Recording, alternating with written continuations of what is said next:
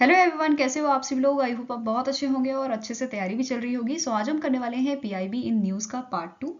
ठीक है, अगर आपने इसका प्रीवियस पार्ट नहीं देखा है तो आई बटन पे आप क्लिक कर सकते हैं। यहाँ पे आपको इसका लिंक विजिबल हो जाएगा एंड इस लेक्चर की जो पीडीएफ है वो हम शेयर करेंगे हमारे टेलीग्राम चैनल पे, जिसका लिंक हमने डिस्क्रिप्शन बॉक्स में दिया हुआ है। आप इसे ज्वाइन कर सकते हो and please let me know in the comment section कि आपको ऐसे लेक्चर्स चाहिए जिसमें मैं डिटेल में डिस्कस कर रही हूँ न्यूज़ को, या फिर जो आपके क्वेश्चन बेस्ड मैंने सेशन एक लिया था वैसे आपको जो है लेक्चर्स चाहिए। Please let me know in the comment section. तो सबसे पहले यहाँ पे आपकी न्यूज़ है, प्रेसिडेंट ऑफ इंडिया ने इनॉग्रेट किया है गज उत्सव 2023 जो आपका 7 से 8 अप्रैल को मनाया गया था। ठीक है, वेन्यूज की बात करें तो ये मनाया गया था आपका काजीरंगा नेशनल पार्क में, जो लोकेटेड है असम में।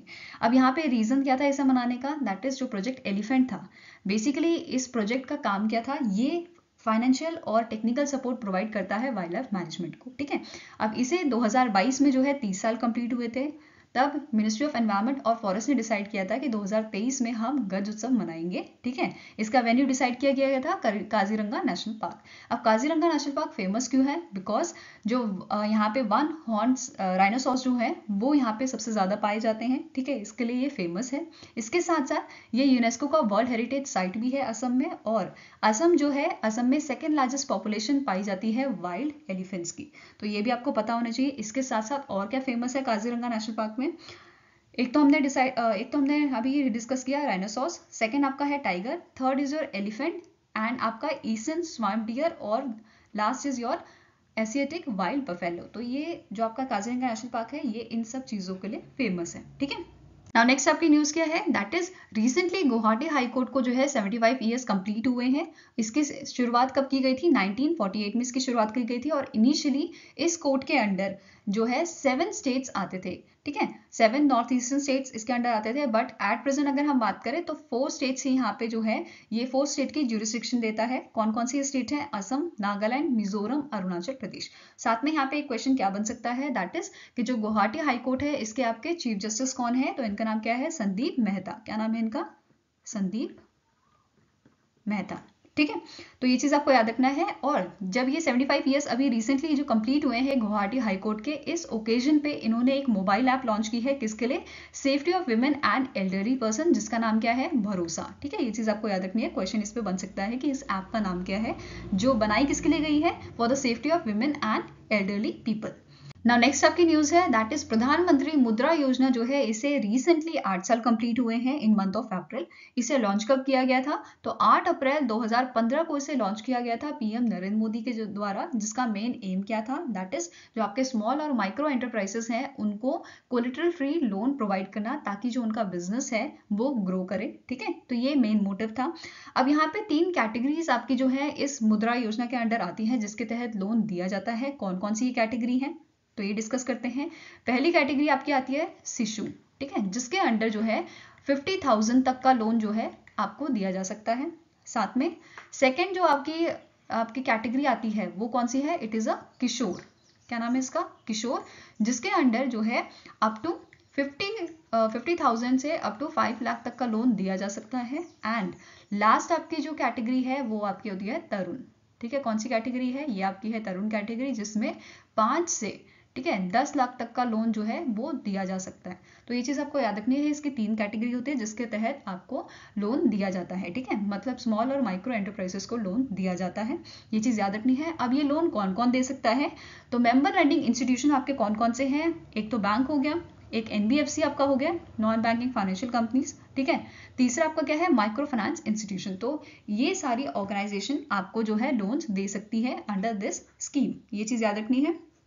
इसके साथ साथ यहाँ पे हमारे पास डेटा है मार्च तक का, 24 मार्च 2023 तक का, जहाँ पे इसके तहत, इस योजना के तहत 23.2 लाख करोड़ रुपीस जो है वो ऑलरेडी डिसबर्स कर दिए जा चुके हैं। कितने लोगों को, 40.82 करोड़ लोन अकाउंट्स में ये ऑलरेडी ट्रांसफर कर दिए जा चुके हैं। तो आपको ये चीज याद रखना है। इसके साथ साथ जो आपको नोट करना है, दैट इज जो ये अमाउंट है इसमें से अब अप्रॉक्स आपका जो 70% है, ठीक है, ये आपका वुमेन्स अकाउंट थे।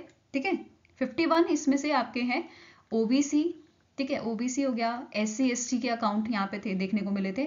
और 21% यहाँ पे जो अकाउंट्स थे इनमें, जिसमें ये लोन सेंक्शन किया गया है, वो आपके न्यू एंटरप्रेन्योर्स के थे। ठीक है, तो ये चीज आपको याद रखनी है। ठीक है, नेक्स्ट यहाँ पे आपकी हेडिंग है स्पोर्ट्स अथॉरिटी ऑफ इंडिया ने इंटीग्रेट किया है खेलो इंडिया गेम्स सर्टिफिकेट्स को। किसके साथ यहाँ पे इंटीग्रेट किया है? तो डिजी लॉकर के साथ। अब डिजी लॉकर है क्या? बेसिकली ये एक आपका प्लेटफॉर्म होता है जहाँ पे आप डिजिटली अपने सर्टिफिकेट्स या अपने डॉक्यूमेंट्स जो है वो स्टोर कर सकते हो। ठीक है, ये आप कह सकते हो एक सिक्योर क्लाउड बेस्ड प्लेटफॉर्म है जहाँ पे आपका आराम से अपना डिजिटल स्टोरेज कर सकते हो। ठीक है, अब ये जो इनिशिएटिव है कौन सी मिनिस्ट्री का है? Ministry of electronics and information technology का ये आपका जो है इनिशिएटिव है under the digital India program. ये चीज याद रखनी है। और इसे कब लॉन्च किया गया था? तो 2015 में इसे लॉन्च किया गया था।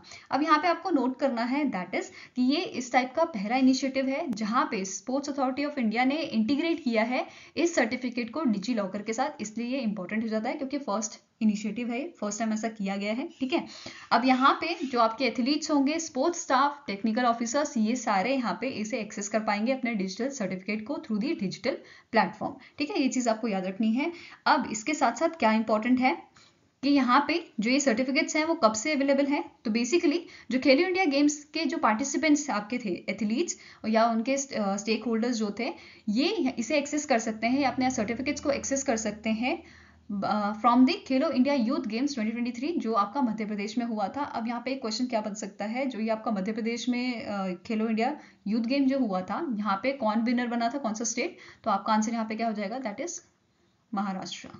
ठीक है, ये भी आपको पूछा जा सकता है। नाउ नेक्स्ट आपकी हेडिंग है वर्ल्ड होम्योपैथी डे से रिलेटेड। ठीक है, वर्ल्ड होम्योपैथी डे हम कब मनाते हैं? तो 10 अप्रैल को, जिस दिन बर्थ एनिवर्सरी होती है डॉक्टर सैमुअल हैनमन की, जो फाउंडर ऑफ होम्योपैथी हैं। ठीक है, आपको ये चीज याद रखनी है। अगर हम बात करें यहाँ पे थीम की, तो 2023 की आपकी थीम क्या थी? It is one health one family. And 10 अप्रैल 2023 को एक आपकी कन्वेंशन हेल्ड हुई थी न्यू दिल्ली में, जिसकी थीम रखी किया गई थी होम्यो परिवार सर्वजन स्वास्थ्य वन हेल्थ वन फैमिली। ठीक है, अगर नॉर्मली यहाँ पे थीम की बात करें तो थीम क्या हो जाएगी? One health one family. And अगर आपको कन्वेंशन की जो है जो थीम पूछी जाए तो उस टाइम पे आपका आंसर यहाँ पे हो जाएगा होम्यो परिवार सर्वजन स्वास्थ्य वन हेल्थ वन फैमिली। ठीक है, अब यहाँ पे जो ये कन्वेंशन था इसे इनॉग्रेट किया था वाइस प्रेसिडेंट जगदीप धांकर जी ने। और इन्होंने यहाँ पे क्या मेंशन किया था? दैट इज होम्योपैथी ने बहुत सिग्निफिकेंट रोल जो है वो प्ले किया है कॉम्बैक्टिंग द पेंडेमिक। एंड इसके साथ साथ इन्होंने यहाँ पे कोट किया था दैट इज जो इंडिया है it is termed as a pharmacy of the world. ठीक है, ये चीज याद रखना है, India is termed as the pharmacy of the world. इसके साथ साथ आपको नोट करना है that is ministry of AYUSH ने यहाँ पे क्वालिटी रिसर्च के लिए होम्योपैथी में इसको बेसिकली सपोर्ट करने के लिए यहाँ पे क्या बोला है? That is they has increase its budgetary allocation. ठीक है, ये चीज आपको याद रखनी है। अगर फाउंडर पूछे जाए होम्योपैथी के तो फाउंडर कौन है आपके? Samuel Hahnemann. ये स्टैटिक क्वेश्चन बन सकता है। वर्ल्ड होम्योपैथी डे कब मनाया जाता है? 10 अप्रैल को। ये स्टैटिक क्वेश्चन बन सकता है। ठीक है, ये चीज आपको याद रखनी है। चलो आप टेस्ट करते हैं आपकी नॉलेज कितना याद रहा है। तो पहला क्वेश्चन है in which state Kaziranga national park is located which is famous for one horn rhinoceros. So answer यहाँ पे आपका क्या है? दैट इज ऑप्शन नंबर बी, असम में ये लोकेटेड है। ठीक है, आंसर क्या हो जाएगा? Option number B. यहाँ पे हमने अभी पढ़ा गज उत्सव मनाया गया था 7th and 8th अप्रैल को। ठीक है, नेक्स्ट क्वेश्चन है at present how many states have jurisdiction on Guwahati high court. तो ये टोटल कितने हैं? 4 आपके स्टेट्स हैं। तो आंसर आपका हो जाएगा ऑप्शन नंबर ए। कौन कौन से हैं? एक आपका हो जाएगा असम, ठीक है, अरुणाचल प्रदेश, मिजोरम एंड लास्ट आपका है नागालैंड। ठीक है, ये चीज याद रखनी है। और पहले कितने थे? 7। नेक्स्ट क्वेश्चन है which among the following are the categories for a Mudra loan as per the प्रधानमंत्री मुद्रा योजना। सो इसमें हमने 3 कैटेगरीज अभी पढ़ी थी। कौन कौन सी ये कैटेगरीज थी? शिशु, किशोर एंड तरुण। शिशु कैटेगरी में अप टू 50,000 का लोन मिल सकता है, किशोर में 50,000 to 5 lakh and 5 lakh to 10 lakh under the Tarun. ठीक है, आंसर आपका क्या हो जाएगा? Option number E. All A, B and C are correct. Next question है DigiLocker is a flagship initiative of which ministry. So कौन सी मिनिस्ट्री का ये फ्लैगशिप इनिशिएटिव आपका है? तो इसे किसने लॉन्च किया था? Ministry of electronics and information technology ने। आंसर आपका हो जाएगा ऑप्शन नंबर ए। और कब लॉन्च किया था? 2015 में से लॉन्च किया था। ठीक है, now next is identify the theme of world homeopathy day. So world homeopathy day जो हमने 10 अप्रैल को मनाया था, ठीक है, उसका आपका थीम क्या है?